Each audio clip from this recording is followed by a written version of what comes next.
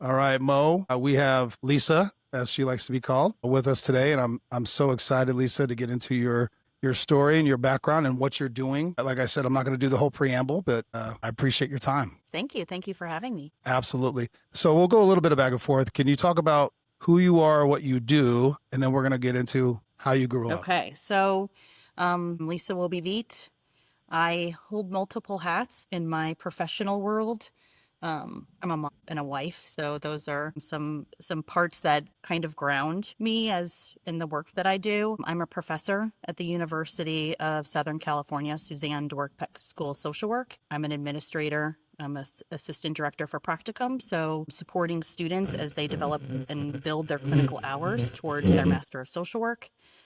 I work as a national trainer in a training center and a consultant through the Center for Safe and Resilient Schools and Workplaces. I've worked there as a trainer since prior to 2018. Many of my colleagues, before even that center came to be, we've worked together for quite some time on school-based work. And then for the past 7.5 years, I have been the long-term family liaison for families that were most impacted by the Marjory Stoneman Douglas shooting. So working with families whose loved ones were murdered in the building and injured survivors and their families. Can you talk about your upbringing? Sure. I'm the eldest of 3 girls. I'm born and raised outside in a small town outside of St. Louis, Missouri. Parents are actually just leaving on a magical trip for my mom's 75th birthday. Awesome. Yeah. They are doing 2 river cruises in Europe. So I have nice. My parents married for 50-something years, actually, because I'm older than that. Oh, wow. Yeah, you don't hear about that a lot. Nope. Grandparents were married, most aunts and uncles. Definitely a very close-knit. I grew up in a Catholic, religious school. Okay. Through 8th grade, went to public high school. Very supportive family. Went to the University of Missouri, Columbia, thinking I was going to become a veterinarian. I always had a love of animals. A lot of rescuing of animals. We had many animals that would show up on our doorstep that my parents were not so pleased about. No idea.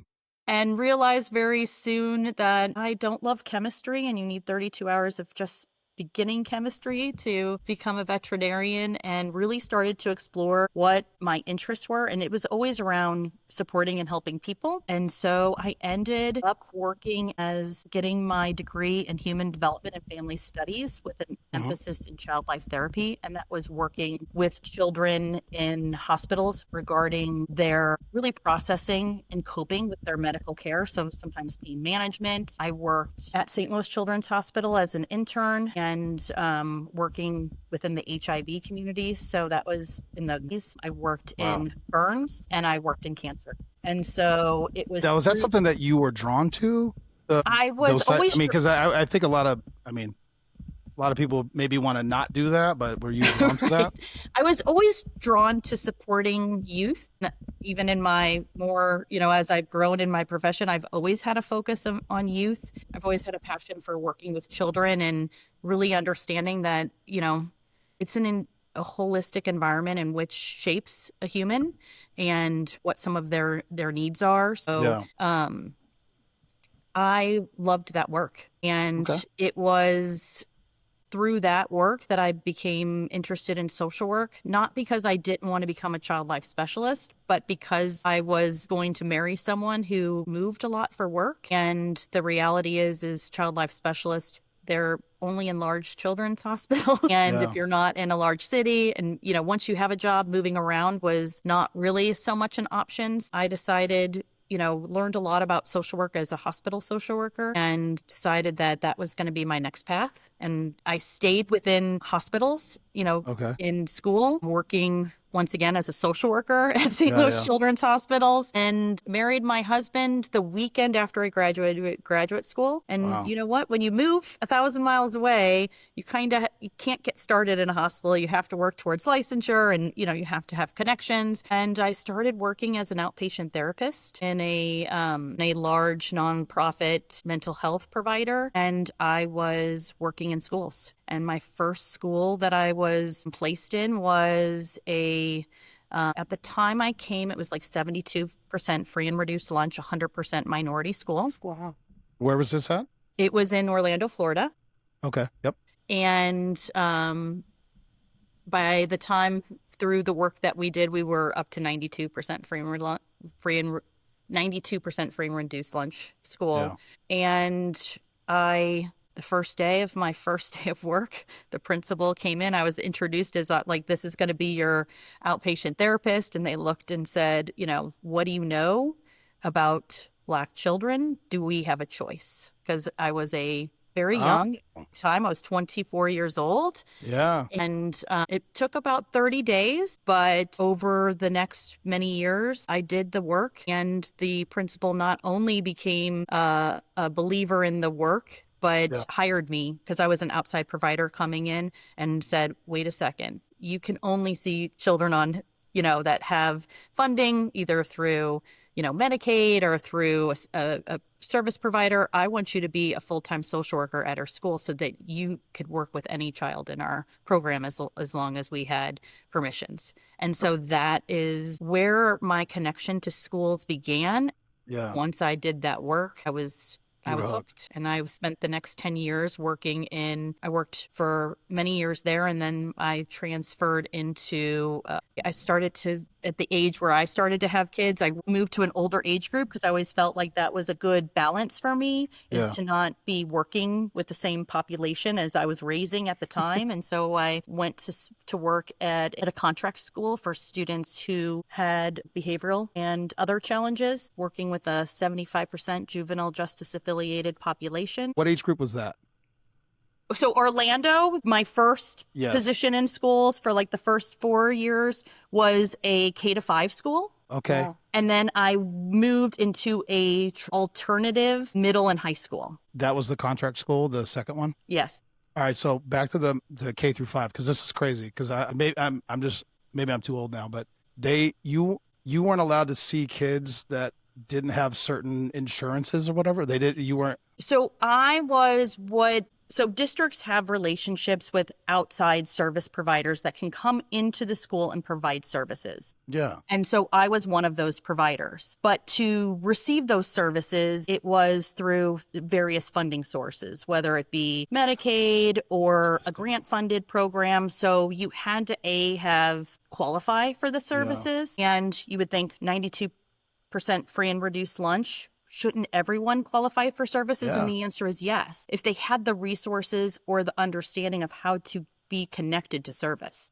See. And so you often have families who grandparents are raising children due to incarceration or other avenues where it was the village raising and supporting, but maybe not having all the resources to support or provide. At the time, did I think about undocumented? I didn't. But, many of those students, as I went into middle and high, may have been undocumented. There's reasons why students don't receive service for many reasons. Just as we learned to receive free and reduced lunch in our public school system, you have to fill out a form. Yeah. Well, you have to fill out that form accurately, number one. Number two, you have to be able to read and complete the form. So what we did is anyone who didn't have a form, I went door to door to help support families. And we realized 20% of the families just didn't turn in, or didn't complete it accurately because of the challenges within the home. And so I came from a perspective of, I don't want to make anyone feel in any way lesser than. I'd say, let's go over this form together. Yeah. And I'd start reading the form. And if they could continue the reading on their own, then I would stop. But if they didn't join in with me, I would go through the home form together, because they didn't need to tell me they didn't know it. They couldn't read it. Yeah. They didn't understand it. It was, how do we meet people where they are and be that support? And so that's kind of where I began. So part of it was like working in the mental health, supportive behavioral health side. And the other was, how do we meet people where they are and trust school, in the school and school relationships and coming into school? Because you don't come into school when you yourself didn't have a good relationship with your school as, for sure. child. What's kind of, one, I don't remember paying for lunch when I was in elementary school. So, but maybe I did, or I don't know, but I thought that was a given. So that's a little, just my ignorance. But what you're talking about is I have changed my views because I have two children. My son is 19, my daughter's 17. And it's always been like I've been heavily involved in their education as much as I can. But what I'll say is, as far as like what you're describing, people who can't read, I mean, not to brag, but I don't think it matters. I have a master's degree, but I wouldn't read every single thing the school sent. And I'm sure I missed some things. Mm-hmm. But something as imperative as what you're talking about to make sure your kids can eat and get services that you provide, it's just like, this is where I start to waffle with sometimes like what you did, the school, you on your own, I guess, not the school, said, hey, I'm going to insert myself and be like, are you sure? Do you know all the things that are available to you? And I mean, I think that's huge. It's blowing my mind a little bit that you had a 20% increase in what, your first year, you said? Yes. That's and wild. It was the principal who had a vision of how are So the principal was backing you. The principal is the one who said, come So work. full support. The first couple of years was a provider. I'm in the school for 2 years. And then when I was considering like my options of what I wanted to do. Yeah. And I, shared with the principal, that obviously, I was in a starter position, No, I so to understand. speak. Yeah. And she's like, I really would like you to come work for me. Yeah. Full time as a district employee. And it's pretty uncommon for there to be a social worker to be solely at one school. Oftentimes school districts, they don't have the funding to have like a one-on-one. So you might have, as school social worker, multiple schools, up to 5 schools. So you're there 1 day a week. I was exclusively at that school 5 days a week, addressing all of the needs that the school had, both from a behavioral mental health, a social emotional learning, and working with families, and really trying to change the culture of where a school is a community where you can come together. Most of the families, it was truly a community and neighborhood school where everybody lived around that community. Yeah, that's amazing. Mo, go ahead. I can see it's on your lips.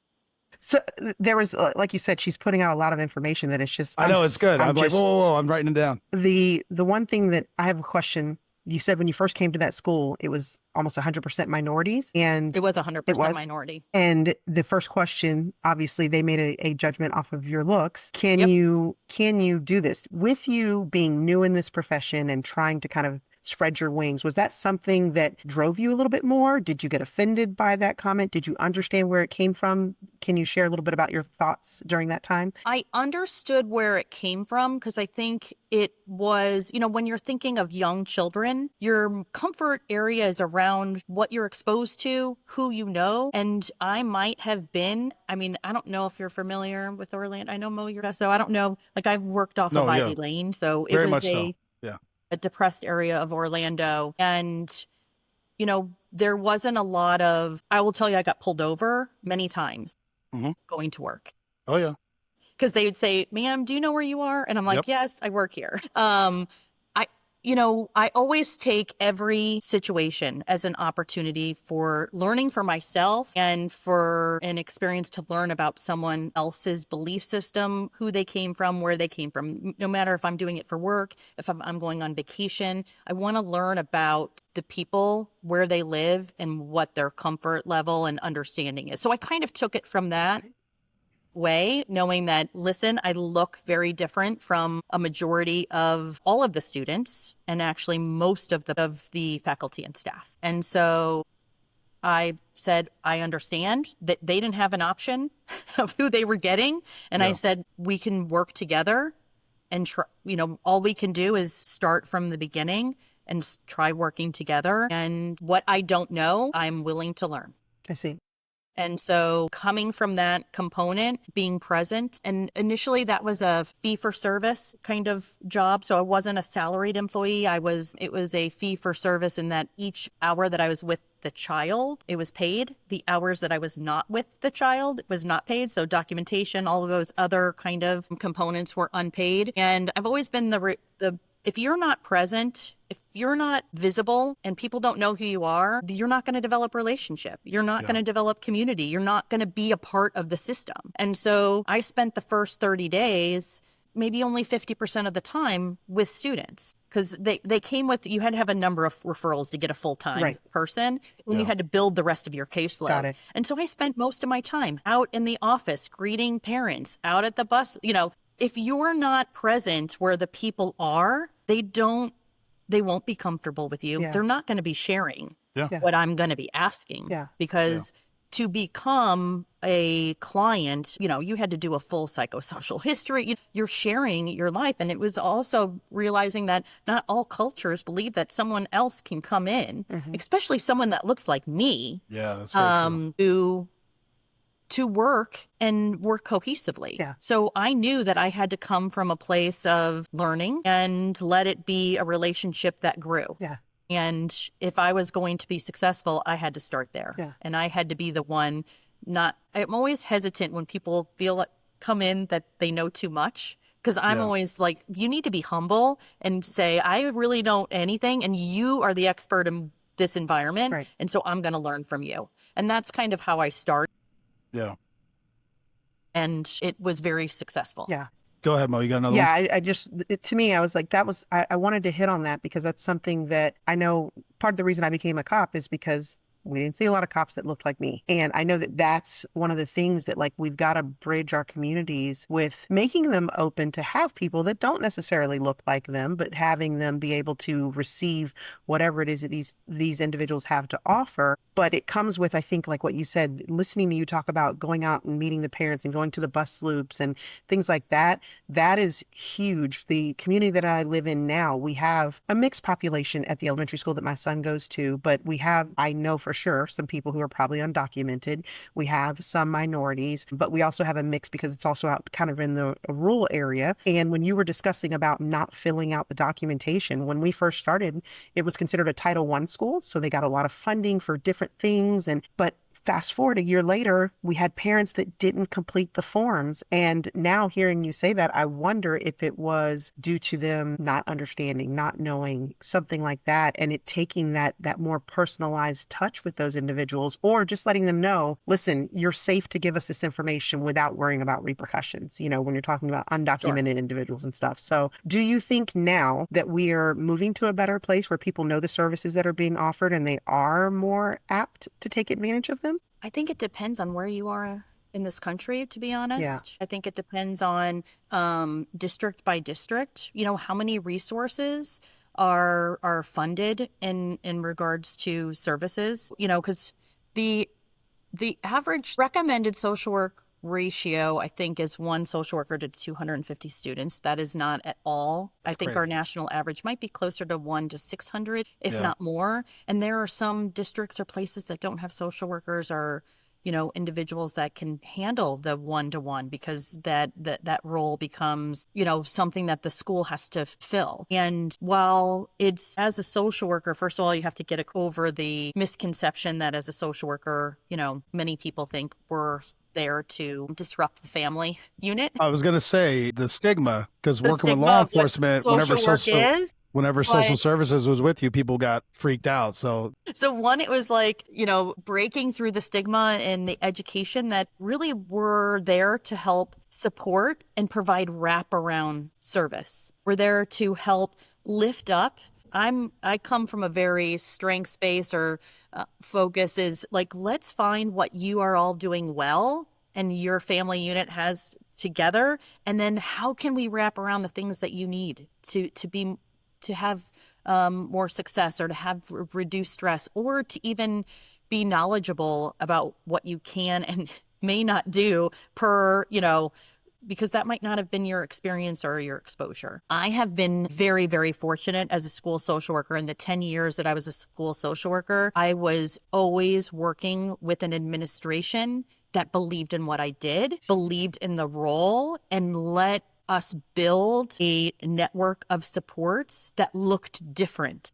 That's huge. from other school environments. And Yeah. that was very true of the principal that ended up hiring me from where I was to the alternative school. That's huge. And, it started, I was hired on as a behavioral specialist. And in the time that I worked there, started an intern program, housed 10 to 15 interns a year that serviced 253 students that didn't have mental health funding or services. So when you really think of but that was a vision that they were going to create basically what is a wellness or support center within the school. Because when students are in school and they want to come to school for whatever their purpose is, they're able to receive service and to be present.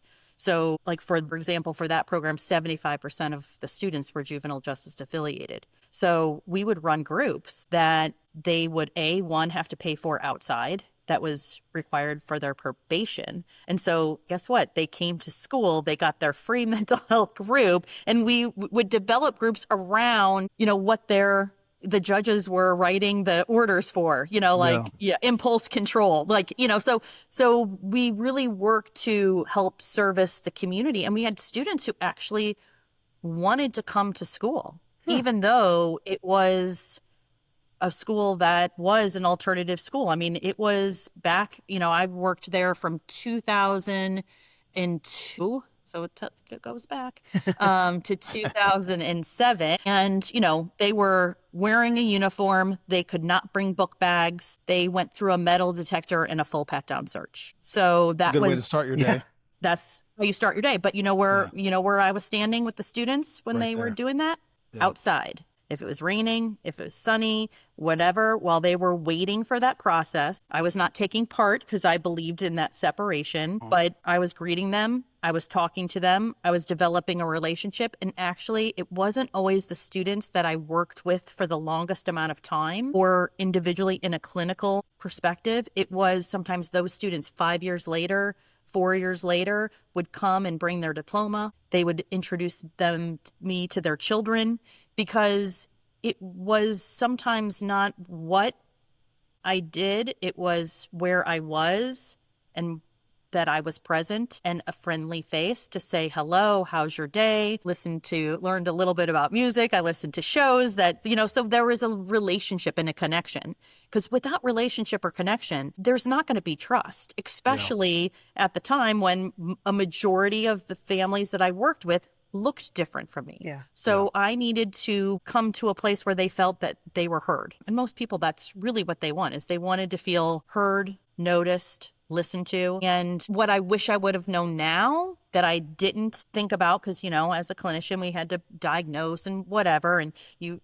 I didn't really understand, and it really wasn't something that was taught as much, as how much trauma impacts our brain and how we relate to the world and how we respond. And so I would say I did excellent work, but if there was something that I could take back today, is to know more about how I could have been more impactful, not just to look at, the symptoms that equaled a diagnosis, but what happened that led to the symptoms that lead to a diagnosis, instead of what's wrong with you, what happened to you that would cause this level of reaction. And so I think I did probably the best I could at the time with my knowledge base. I just think I know a lot more now that, and it's one of the reasons why I'm, as an educator, very much wanting to prepare social workers, especially as they enter into school positions, on all of the pieces that I wish I would have known as a social worker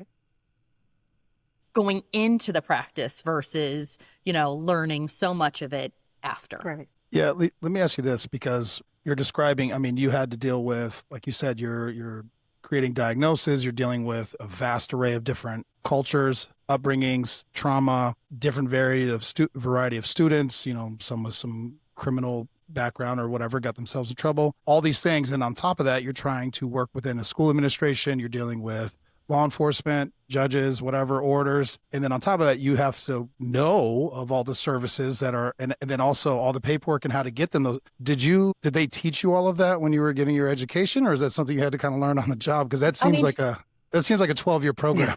The concepts of social worker is that holistic. So you're looking at of environment and starting where that person is. So Wow. yes, you have to learn. I was educated in another state. So of course, Yeah. when I moved to Florida, I had to learn all about all of the resources, but knowing what is potentially out there is how you get started. And then Got you it. make those connections. And I used to tell my students, like, even when they came, is don't just learn about it, go visit. So I would actually have my students go visit the resources. So you could provide a dialogue, a visual when you're sharing with families, like this is what you do, because you also want to engage them in the process. I really believe that we're trying to help someone. I don't want them to be reliant on me. I Yeah. want them to learn that these are your strengths, these are the things, and we're going to work together on building some of this. But it helps to be able to share, this is what you can expect when you go somewhere. You know, when you help minimize the distress of the process. And I think of like the last time I tried to go to the DMV, or even trying to get a DMV appointment, like how difficult. And if you live in Monos in Florida, I mean, Oh yeah. it's not even a human possibility right now, but how difficult the process. And I have resources and this, you know, like I have all the skills Yeah. and the exposure, and I've done it before because I have, you know, myself, my husband, my two older Yeah. children, you know, so when I was doing it for my younger, I had that experience and exposure to know what it looks like. But it's always nice the first time you go somewhere to kind of know what you're stepping into. Yeah. No, I for don't sure. believe in surprises for people. I think if I can reduce the amount of surprise, give a little bit of idea of what to expect, I might reduce the frustration or the feeling like, why is this so difficult for me? When it's really just, it's a difficult process. Right. And so trying to normalize some of those actions and those steps so that they have more preparation Yeah. on what to expect versus that, okay, this is too hard and giving up. Like, you know, we might have to go back a couple times. We're not always successful the first time. I'm not Yeah. successful for the first time. So I just really believe in trying to provide that holistic perspective. And I do think that social work education helps you look at the whole person Yeah. and person of in environment and where we need to begin. And that's where that person is. And because each person is different. Yeah, two things, and then I want to move on because we got a lot to get to. But you touched on two things. One, you must have the patience of a saint, because just what you're talking about, me just doing it in my own life, for me, my rage gets up to here sometimes. I couldn't imagine trying to do this day in and day out for other people. And then number two, and I just want to dive into this for a second.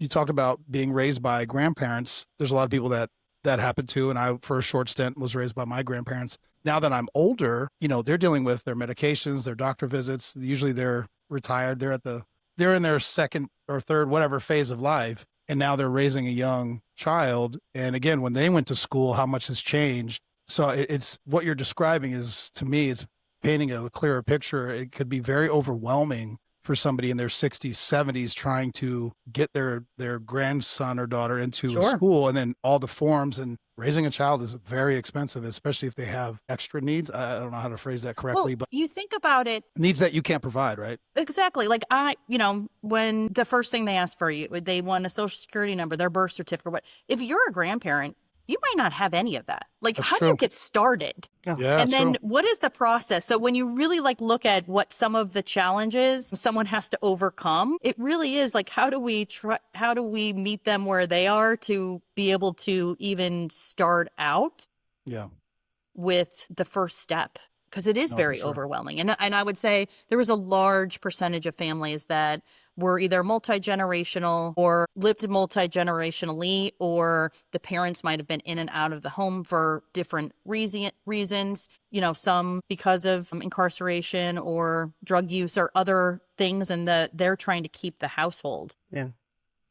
together, and also trying to support children. And that's, I've always had like children as the foundation, because my patience comes from them realizing that they don't have a choice. They're in Yeah. this situation that they didn't get to pick. And For sure. so like, what can I do to help build that resource around them whenever possible? And so it was always, I guess that's where I started. No, for sure. And I've always taken that step. And I believe that any social worker you talk to will often say, these are the steps that we take when we start meeting with someone. Because if I don't build a rapport in a relationship, I'm never that person might not come back in the door, or they might not let me back in the door. Yeah, I think every social worker I've ever worked with professionally, they usually had a niche, or, they had like, well, at least when they were working with me, they had their one focus. So I kind of knew what that was. What you're describing to me is Broad. much different. It's much more broad, way broader than I didn't, to be honest, my ignorance, I didn't realize you dealt with all of that. I figured it was kind of piecemeal, but we'll move on for that. Mo, before we move on, anything? No, go ahead. All right, sorry. Because I could talk to you about this for hours, because now I'm like, you're getting my mind going. So from the alternative school, the contract school, what was the next phase? I became a professor at, an instructor at the University of Central Florida. What year was that? In their graduate school of social work. What year was that? That was in 2007. All right, because I want to jump. I don't want to jump, but I want to lead into, because you told me before that you had been teaching virtually since 2011, before it was a thing, and I do want to talk about that. But so you have taught in-person classes, I guess. I call it brick and mortar and in the cloud. So I've taught it. I taught at a brick and mortar university for 4 years. Okay. And that was I probably never would have left the school, but I had 3 children under the age of 4 and a husband that was, oof. I will say, he works in commercial construction and was in another city. Yeah. And so I was essentially a single mom Monday through Friday while he was working. And so I let the university know that I was leaving my position at the school, because with love, social workers, we don't do it for the money. And 3 children, 4 and under in childcare was more than I actually made in a year. And so I said I couldn't take students the next year, because I, often supervise students from 3 different universities in the area around counseling and support. Jeez, and wow. So they said, well, how about coming and teaching some classes for us? And I was like, I don't know about that. I don't like public speaking. And I went away to vacation, and I came back, and she's like, I put you on the schedule. And that's how I got started. And I mean, did you love the aspect of teaching? Because I would assume it's got to be different than what you were doing. It was a couple of things. I was able to kid share. So another professor had a child about a year older than mine. So I watched her child while she was teaching, and she watched mine while we were teaching. So it was kind of the, how social workers come together in the mind and the brain of how to make things feasibly work. So I enjoyed. I'm just hearing problem solving. That's all I'm hearing. And I always love it. A problem solving. I love it. And so I enjoyed that flexibility to be, with my family, but I also learned, I can help one person at a time, or let's say my caseload was 30. But when I was supervising students and I had 15 of them, and let's say they all had 10 clients, 250, so you are able, no, that's 150. Got to do we don't do math on this show. It's all good.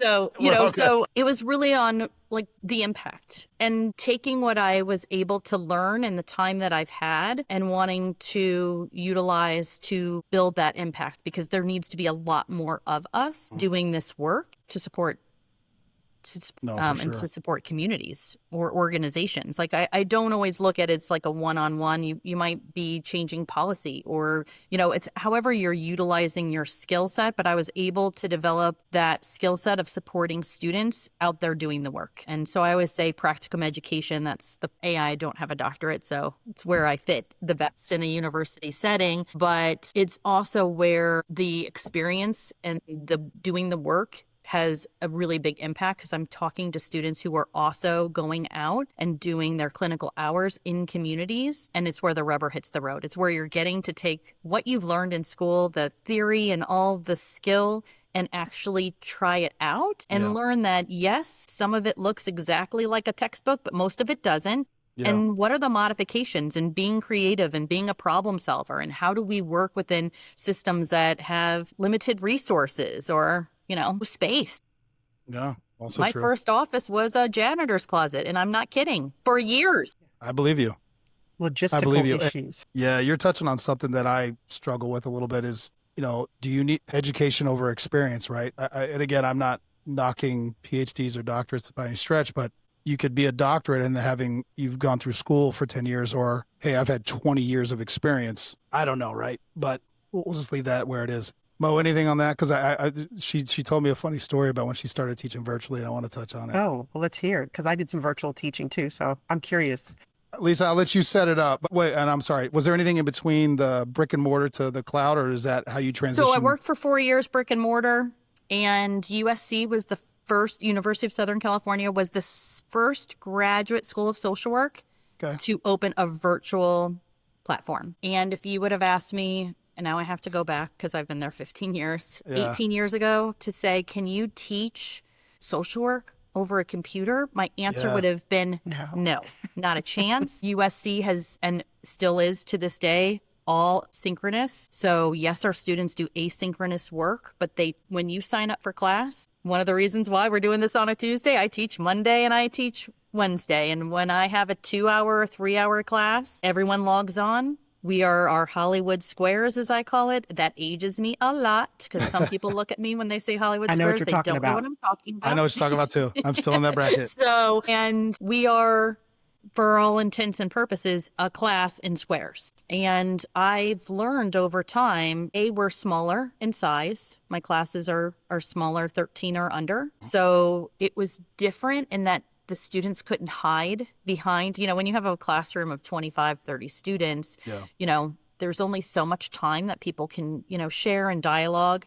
So that was one. It's a much smaller format. And number two, because we do some of the work asynchronously, what students had done and had not done prior to class, and we are an adult learning platform. So you're supposed to come prepared. So I could see if a student had done the work and had watched the videos and how long they had been on the videos. Students would know, I will call on you if you had not done it. So they come prepared to really dialogue about what we were learning and really process, because, I believe in meeting everybody's neurodiverse needs as an educator and really looking at how do we process through what we read and learn. And so, the only thing I can't see is arms at the ends of the extremities, so to speak. We were talking about when you started, it was under Adobe. So sometimes the voice would go and then you'd see the mouth move. So it was a little pixelated. Our first platform was Adobe. And think about virtual, like Zoom 15 years ago. Yeah. You would see people and their mouths would move, but their voice would start. It wasn't synchronized. It's like when you're watching a, something on TV and they have the voiceover wrong and it really frustrates you. Yeah. So at the beginning, it was like that. So I would know every student by their voice versus who was talking on the screen. So if a student could call me, I could say their name without ever, did we have caller ID back then? Even know. I think I got a cell phone around then. I don't think I had a cell phone I got a cell phone in 2002, I think. So when you really kind of think about it, how much technology has taken, it's really very different. So, in the beginning, I learned how to teach virtually, how to make a classroom move when we're not touching or seeing each other, how to develop relationship through the cloud versus seeing someone across the way. Now, I often will try to meet my students, whether it be at graduation or if I'm in a community, I will say, I'm going to be in the area. You want to come meet me? And I'll forget sometimes that first time I've ever seen them in person. I worked with a colleague of mine for 3 years. 3 years. We were presenting at a conference together. It's expensive to do those things. We sometimes have to do it out of our own pockets. So we were sharing a hotel room. Yep. And we were in the hotel room a day. And I was like, this is the first time we've met in person. It hadn't even crossed my mind that we had never shared physical space with someone. The first time I went out to work at USC, I'd been working with one of my colleagues for at least a year and a half. She walked up to me. She introduced herself. I'm, Ruth, da-da-da. And I'm like, I go, Ruth, it's Lisa. She's like, what? I go, Lisa Wobbe-Veit? She goes, you're blonde. I go, you need a better computer screen. You need to change the settings. She was seeing me for all these years as blonde. And I'm literally back then, the old age of my hair is lightning, but I've, fire engine red hair. Yeah. So I was like, other than that, I just learned how to accommodate for whatever environment that you're in, because we're always going to have some deficits wherever we are. And for me, I can't see that sometimes your full arms. I talk with my hands a lot. I learned how to not talk so much. I learned how to not move so much in a space because it makes people dizzy.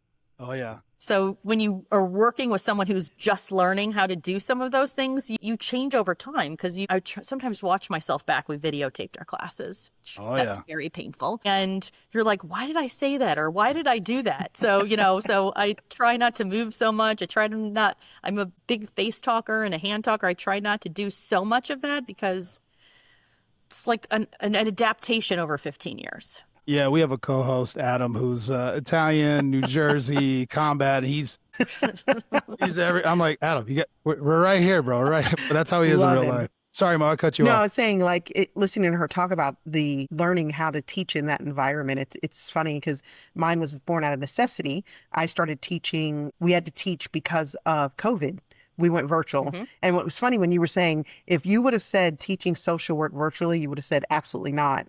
Well, we were told we had to teach the police academy virtually. And I'm like, well, that's not going to work. But you learn how to adapt. You learn how to connect. I will say kudos to you, because it is one of the skills that I felt like it was so much harder to teach in the cloud than it was in the classroom. I felt better connected, like you said, with the students. And I learned how to connect, but I don't think I fully mastered it. So it's just very interesting to hear you talk about the different ways that you were trying to make sure that you connected with your student. And it helps that you're able to see assignments as they're doing them and make sure that they're prepared and things like that. Well, and breakout rooms and like changing it up, always trying to have movement in the classroom, because let's be, it is hard to teach virtually because you're sitting in, I'm assuming you're home, like people are in their environments. Life is going around. I'm looking, if I'm home, I'm looking around like that dish, and it's not like you can sometimes step away, and you really are trying to step away and have like this is your like work space.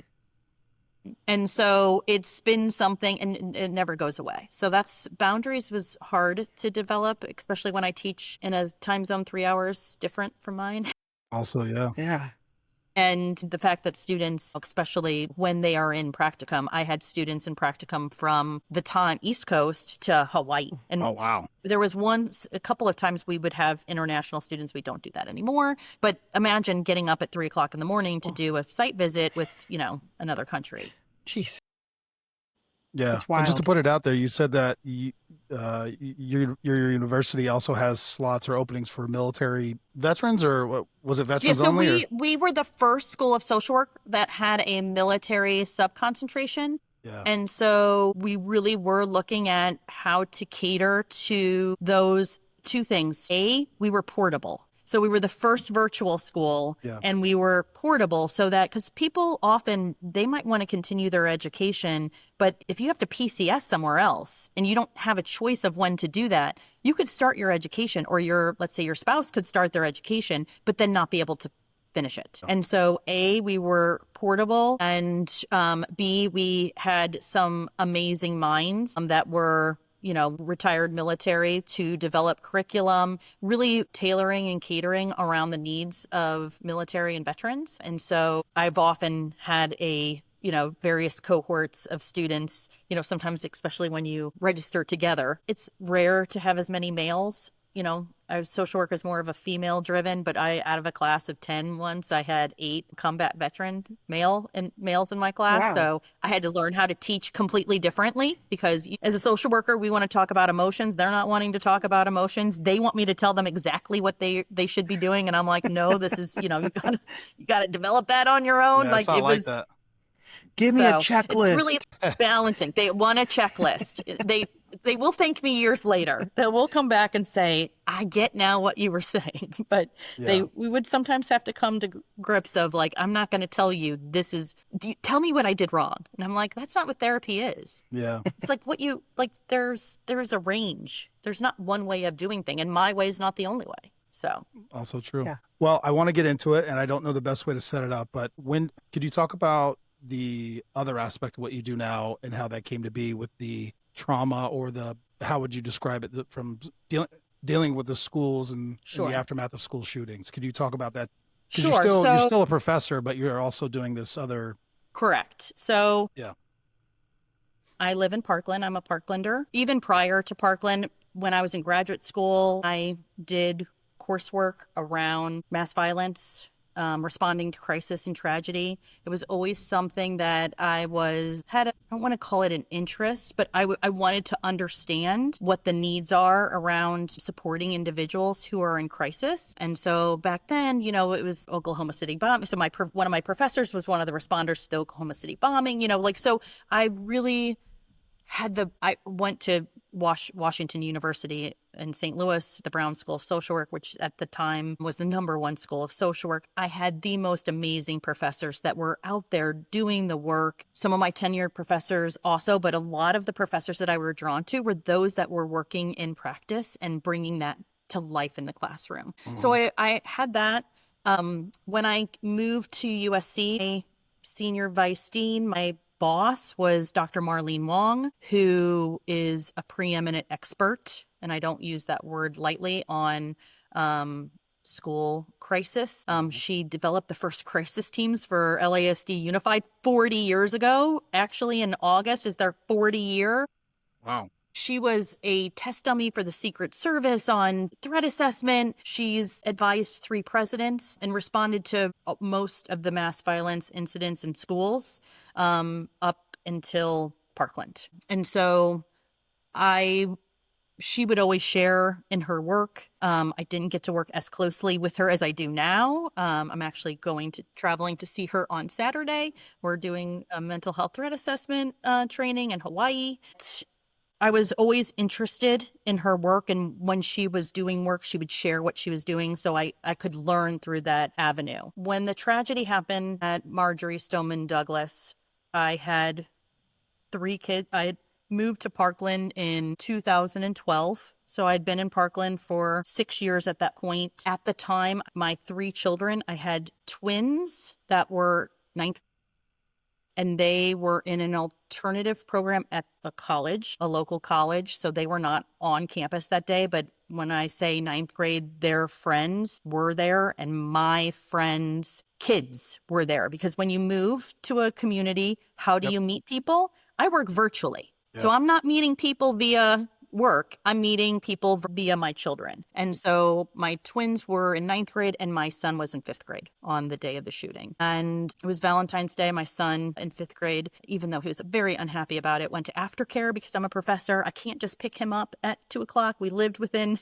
I wasn't going to have him walk home, but I also couldn't go pick him up and stand in a car line of, there's like 1,800 kids or 1,200 kids, something. And almost all of them were car riders. So the car line was like an hour long. So he had asked me, Mom, will you pick me up early because for Valentine's Day? I'm like, sure. And actually, what I did not know at the time is I did the reverse a little bit of where the shooter was and ended. I took my parents. I was hoping that maybe my husband and I could go out for dinner for Valentine's Day. So I took my parents out to a nice lunch at a restaurant called Falafel Bistro, which was in the McDonald's shopping plaza where part of that story took place. I told my son I'd pick him up at 2:20, 2:40, 2:30, sometime between there, because car loop started, people line up an hour before. If you've ever been to Parkland, people are literally in line an hour to 2 hours before, and then like 30 minutes later, it's subsided. So I said, I'll get in at the back of the car line and come in and pick you up. We were driving home down Coral Ridge, which passes the kind of the intersection where the middle and high school, and I saw kids in the street, and I thought, well, that's odd. And then I saw people driving on sidewalks. I didn't know what that was. And there's a bank there. We've had some robberies before at the bank in that complex right there by Walmart. And so I thought maybe that's what it was. And within a couple of minutes, 2 minutes, I was probably 3 minutes at my son's school, and I go to the door and it's locked. There's no one inside. That has never happened. There's always someone to buzz you in. It's a locked door. Yep. And I'm looking, nothing. I'm starting to hear sirens, but obviously not who puts that together? Right. Yep. And all of a sudden you see more and more parents coming. And I get a text on my phone, and it was from someone who happened to be also another professor who lived in Orlando, Florida. And I'm the regional director at this time over all students. So I'm an assistant director. I oversee right now all the students across the United States in the virtual academic center during their placement. At the time, we were regionally based, so had the Southeast. And so someone would always reach out to me if there were a crisis and say, I got the text, active shooter at a South Florida high school. Do we have any students placed in a school? Because our first response is to our students. If we had a student placed, like, what would I do? I hope you can't hear that very loud thunder. So hopefully No, you're good. starting to have a storm here. So, I responded back, no students, my high school. Because at that time, we started getting messages that there was an active situation at the high school. So I was standing with many parents outside the elementary school. Many, like me, had children like that age distance away, and they're trying to reach their own children at MSD and not getting through, not being able to connect. So, as a social worker, my first thought is, okay, how do I help support? And so I would, was starting the components of kind of psychological first aid of like, how do you support someone who's, in a crisis? I'm at the same time texting all of my friends, where they are. I texted one of my kids, really good friends. I couldn't get the mom, and I texted the son, and he's like, Lisa, I'm in a closet with with my teacher. And then we got an alert to leave because the shooter was not located. Yeah. And so I had to leave my fifth grader, who had no phone, by the way, at the time, in a locked building.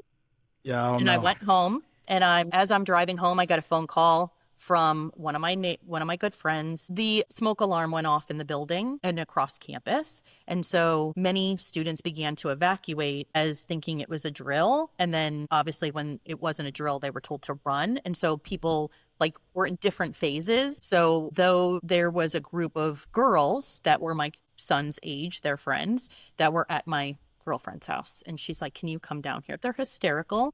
Yeah. I don't know what to do. And I'm thinking, I'm a social worker, but this is not This is a lot. I'm in a reaction myself. And so I go down, and they're all watching the FaceTime lives or whatever was videoed and put out to students. So that was the first indication that this was going to be really bad. Yeah. Because I was started counting, I'm trying to be calm and whatever. And I'm counting, and I'm telling the girls, I think it's really important that you turn that off, because I know you have a desire to know what's going on, but what you see here, you will always have with you. So I talked to the families about not, having the TV on, because, everybody's streaming this stuff, and it's everywhere to be had. Yeah.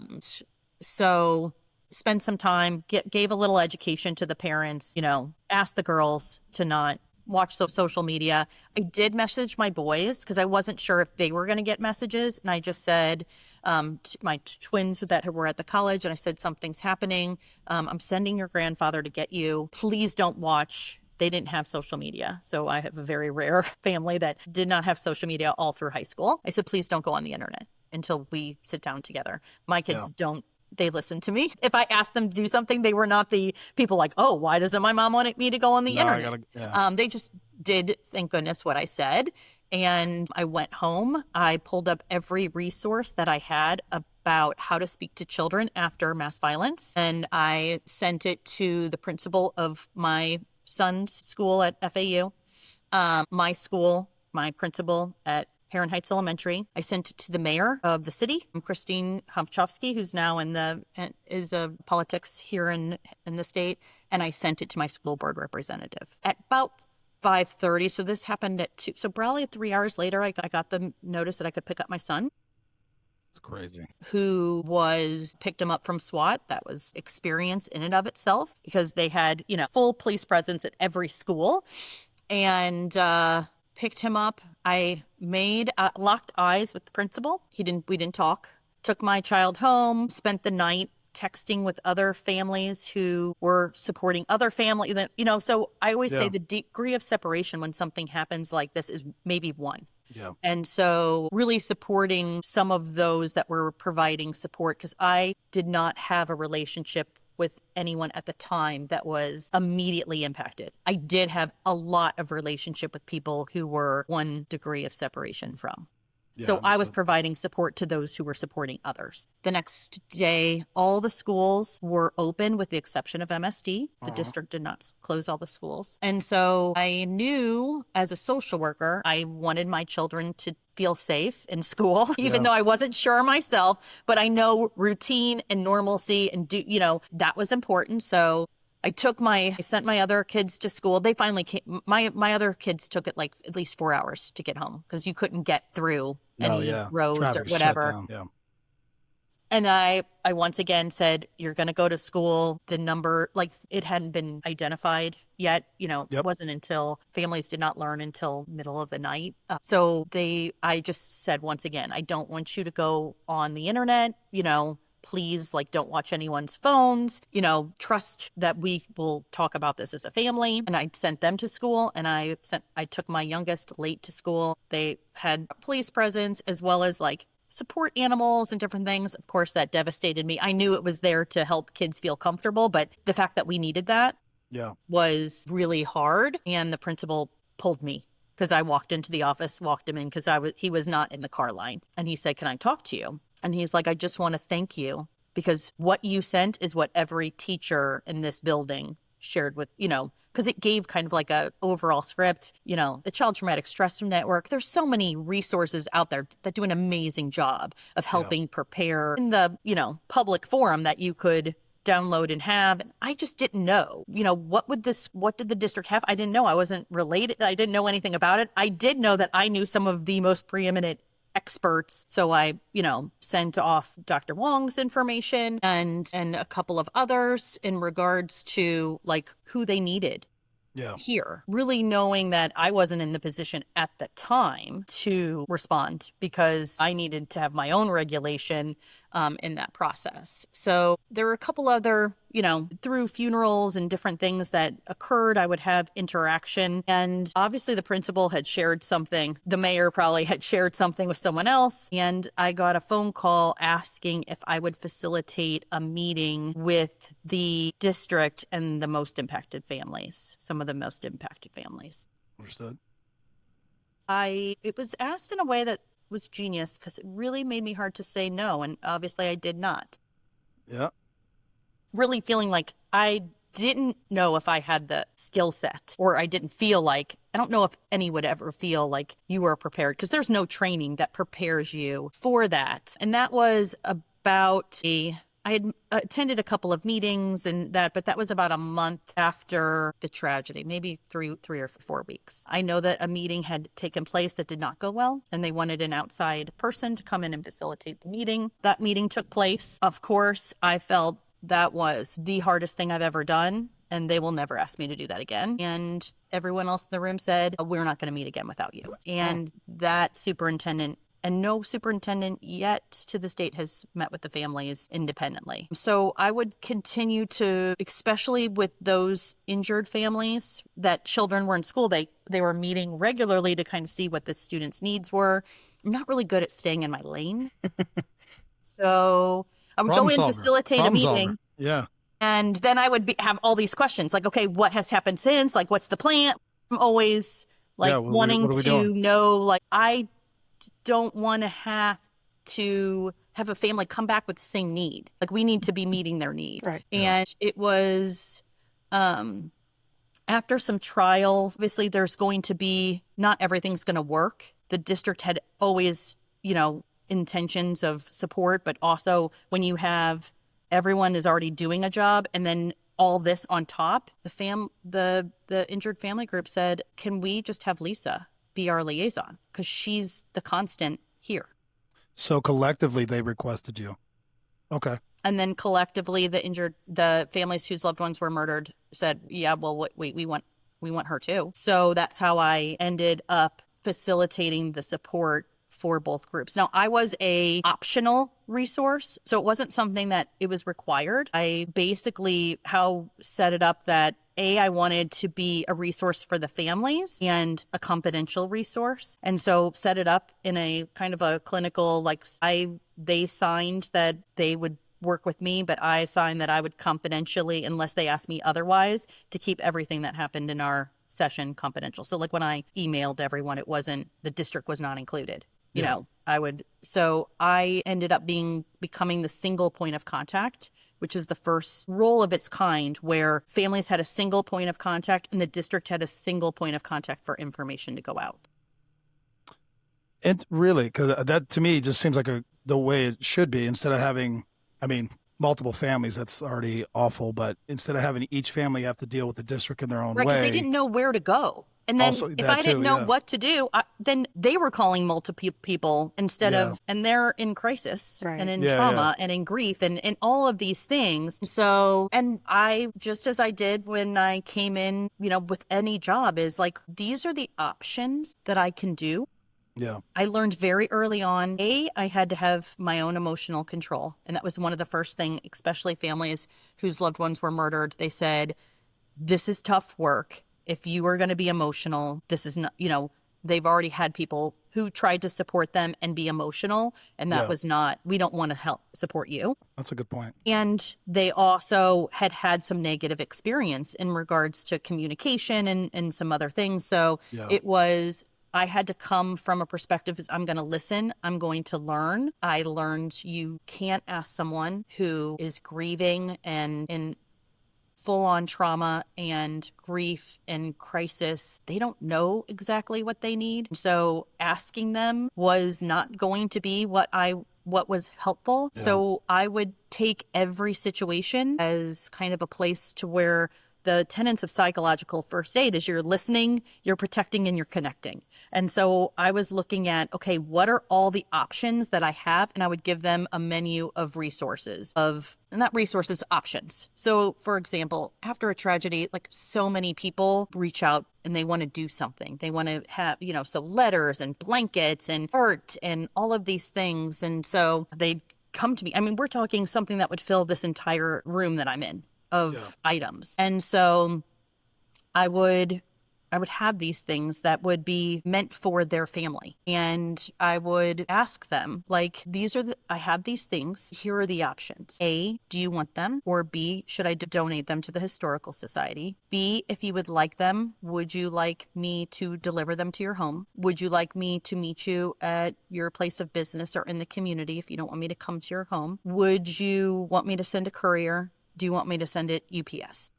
Yeah. So I would like to think of every option for every situation that would allow them to select how they either wanted it or did not want the what I had, and then each way that they could have, because they didn't get to choose to be in this situation. They have lost all control. And what they do need is to know what is within their realm. And so I've always tried to utilize that. It was a little bit of trial and error and trying to learn on how to best support families because I try to think through what their needs might be, but I might not know everything. So then trying to put out all the components that I think that could be helpful. And then if they needed something else that wasn't on the list, then they would come to me.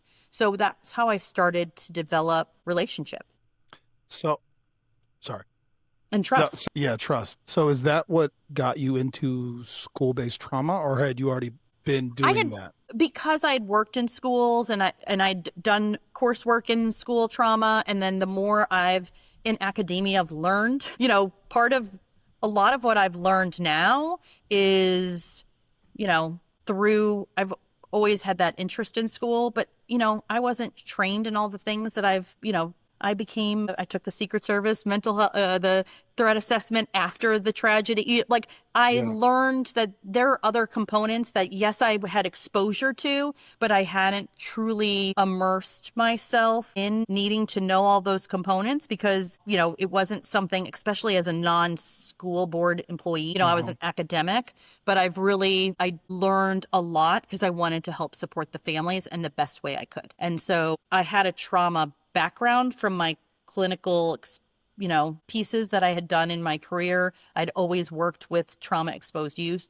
I mean, you think about hospitals and inner city schools, like that's the host of, you know, some of the challenges, but I've learned a lot more listening and bearing witness to others' stories through this process. Yeah. And I guess that's what I want to kind of try to culminate here. So you still have the professor hat. You now have the long-term family liaison for the Parkland families. Is there the third hat where you're now So I What was is a the- yeah. trainer. Those probably coincided around the same time, but I was Okay. actually doing some of that work already prior to.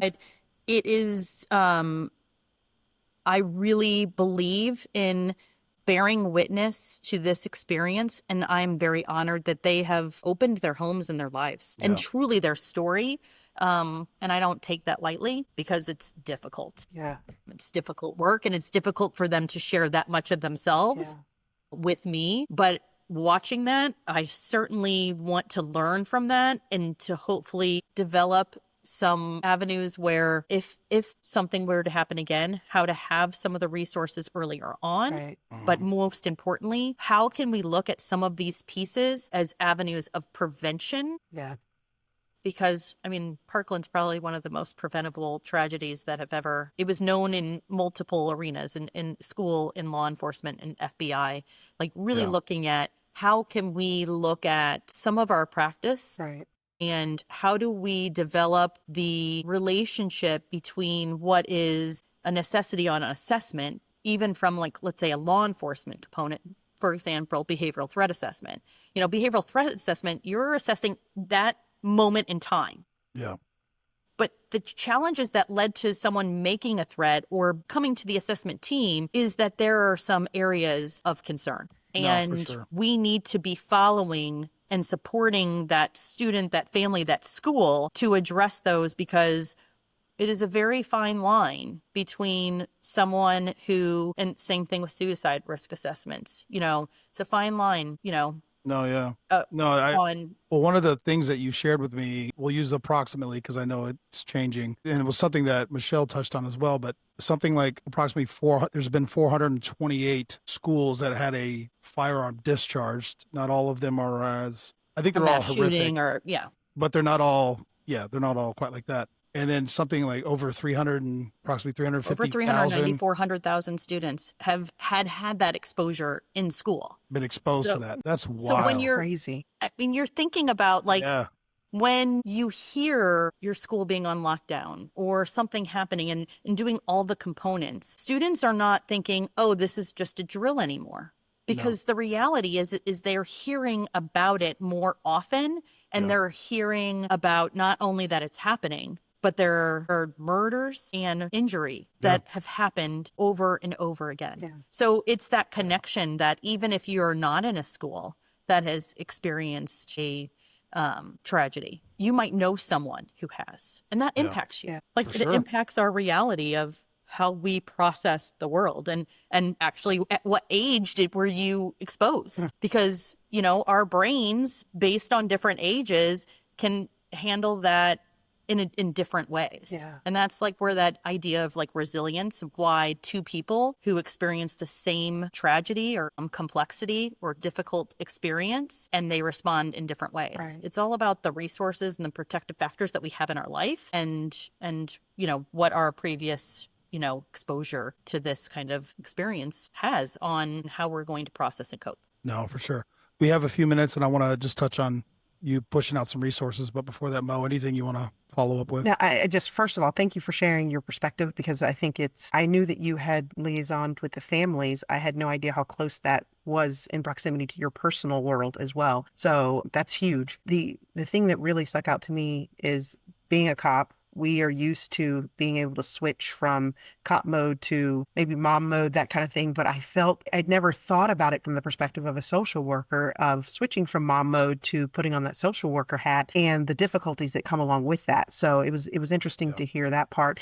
The families it was solely based on your interaction with the families that made them say, we want Lisa. Was there any pushback from the district or anybody else that egos got in the way or anything, or tried to not recognize the importance of what really needed to happen here? I believe, you know, and still, I mean, I'm 7.5 years and I'm still in this role. I know that there's a understanding and I hope a value. I was asked to speak this year in DC for the Victims' Rights Week. And I had never asked, of course, I'm a social worker. I'm not going to say, tell me if I'm helping you. Like, that's not what Right. I just assume if they have relationship with me. But I also don't believe anytime I do something, and I didn't speak about this for a long time, but several families have come to me and said, Lisa, people need to know what you're doing, because they started talking to other people about what I was doing. And I'd get phone calls randomly from other family members who have experienced tragedy, other communities. So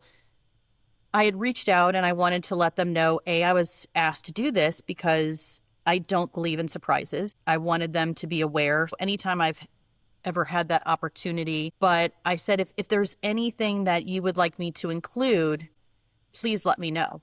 And it was the first time, and this was in April. So they sent me this stuff in March. So it's right 7 years of work. And some of the feedback that I received, I like ugly cried for a while as I read it, because it was the first time that I ever really had an opportunity to, I didn't ask for feedback about me. I just asked for feedback about what they would want families to know and whatever. But some of the feedback that they provided, really, it validated that, some of the approaches that I took in this work, because I was kind of, who do you talk to? I mean, it's not often. I would say the average, I learned this just in this last year, the average person who takes a recovery role within a district, the average span of time that they're in that position is 18 months.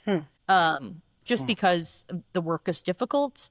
There are areas within, the system. I've always felt it was beneficial that I was an outside person, because I didn't ever have to be concerned about some of my feedback based on, am I going to have a job? Right. Because that wasn't what this was about. Yeah. Yeah. So I always think That's a that good point. it's a blessing, For sure. and I was, and also I was in the community and could have a little bit of an understanding of the impact Right. for this. But it was a really eye-opening, and it was an amazing experience to have an opportunity to talk to advocates from, our government, but across all, because they streamed it within all the groups across the country, and answer questions and have that opportunity. But I learned so much just from the families that I serve. Right. And that is, it's not a one-way relationship. All relationships are, and I've learned so much from them, and I've taken their lead, to be honest, in what some of those needs are. So I can come up with a list of, people are like, how did you know? And I'm like, because I watch, I listen to what is said and what is unsaid, what are the, what can't be spoken. They told me exactly, if you listen hard enough and with true radical listening, it really has been one of the hardest things I've had to do as a professional, but definitely something that I'm honored to do, and now feel called to hopefully make a difference for others. I mean, it's one of those things where kind of, we talked to Michelle about it, where there's no training for national press conferences, speaking in front of Congress and all this stuff. You just kind of do your best. But the things that you're saying to me just make sense, but you're telling us that this is not how things have been done in the past. And I'm sure there's various ways that it can be done, but it just seems like this is how it should be done. And I'm sad to hear that they had some negative encounters previous to meeting you, but I could only imagine. I mean, my God. Think, how could you not? Yeah, honestly? well, that's, who knows, right? I also think we're in a world where I don't always know the right thing to say. Right. No, for sure. However, I'm always going to say something. I think that is the difference. Yeah. As a social worker, I was like, I might not know the right things to say, and I think that happens often. It's like the time element, it's not the intention, but it's like you want to say the right thing. So in trying to find the right thing to say or do, that takes time, planning, and sometimes going through multiple tiers of people. And by then you've missed that opportunity to make that connection. Right. No, And for so I think that's a lot of times what happens. And we're also in, the world of attorneys and lawyers, and a lot things have changed. 100%. And so I've always been fortunate that my livelihood is not based on this work. My full-time job. I have a full-time job at the university, so I've never felt. And I'll tell you, even with the walkthroughs, that's never probably happened, and I don't know if it'll ever happen again. That it was pretty rough. Walked to, hundreds. Yeah. I think I asked the state attorney's office how many hours we spent in that building. It was about 200 hours over all of the walkthroughs that took place. You know, it was originally families never wanted anyone to walk through that. We walked the families through as an opportunity to be either in an area where they were injured to process, or to be where their loved one took their last moments. And it was after that that some of the families decided people need to learn from this. I'm not a decision maker. I'm just there to help support as we did kind of all those walkthroughs. But even in that, and when the higher up of level of individual that needed to walk through that building, you know, the more other people had feedback and like how we needed to handle. And there was not one person up, including our final big walkthrough, where I said, I will stand for what I think is best for the families, even if it wasn't in popular opinion. I think that's because they deserve that regardless of all things. And it doesn't matter if you're, you know, the president, you know. Like, there is nothing that I won't say. People are like, Lisa, you can't control everything. And I was like, well, I can give my opinion, though. So 100%. I will always give and I tried to take my opinion out of it and know I take a historical grouping of what families have asked for and said, I always bring it back to them to make the final decision. But I do think I will always support what I know that they have asked for and what they need to be able to experience the most difficult thing that has ever happened. And to re-experience it time and time again. I'm always going to look out for what I think is going to help support them the best. Absolutely. Lisa, I appreciate you. Mo, anything to wrap up? Again, thank you, Lisa. You're just a wealth of information, and I think it offers a really unique perspective. And as law enforcement officers, we will say a lot of times that we wear a social worker hat, but we really don't. So thank you. Not like what she's talking about.